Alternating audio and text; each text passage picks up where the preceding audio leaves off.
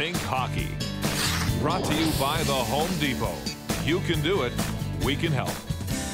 On Think Hockey with the head coach of the Toronto Maple Leafs, Paul Maurice, who was a junior star in Windsor. He won't let me say that, but when you played, Paul, the big thing was knee injuries. Low bridging had really crept into the game. We've addressed that. Now, clearly, all through hockey, we're kind of worried about the head hits. And we're getting bigger, stronger players, and I don't think that there's a tremendous number of them, but the devastation of any one of those hits is something that we've got to be concerned about. So I think the National League will look to mandate it out, but we've got to do a better job of teaching to hit. And I think when we've taken the obstruction out, we've increased the speed, which is great, but we got to get back to the fundamentals of hitting. And we'll talk about really three areas. And the first, Derek, why don't you stand up? And the first one is when you're throwing that hit, let's get back to having that stick on the ice. That doesn't mean necessarily two hands, but we've got to keep these hands from coming up into here.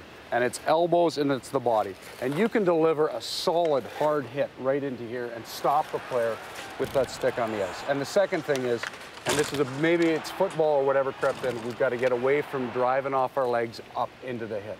Straight through is fine, but the two hands up and the two hands in the shoulder where we're picking off the chin hurts people, and it doesn't need to be in our game. The obvious question with the two hands is bad, but when guys do hit like this, if I'm Zdeno Chara and you're Derek, right, you know it's head to shoulder. And the last one is the respect factor that has to be there. That's not a shot at Zdeno by any means, but when you have a player in a vulnerable position, head down, he's looking for the puck, he's trying to find it, or he's in his feet and he's bent, we've got to go to the hips and we've got to go to the shoulder, and we've got to learn to stay away from the head.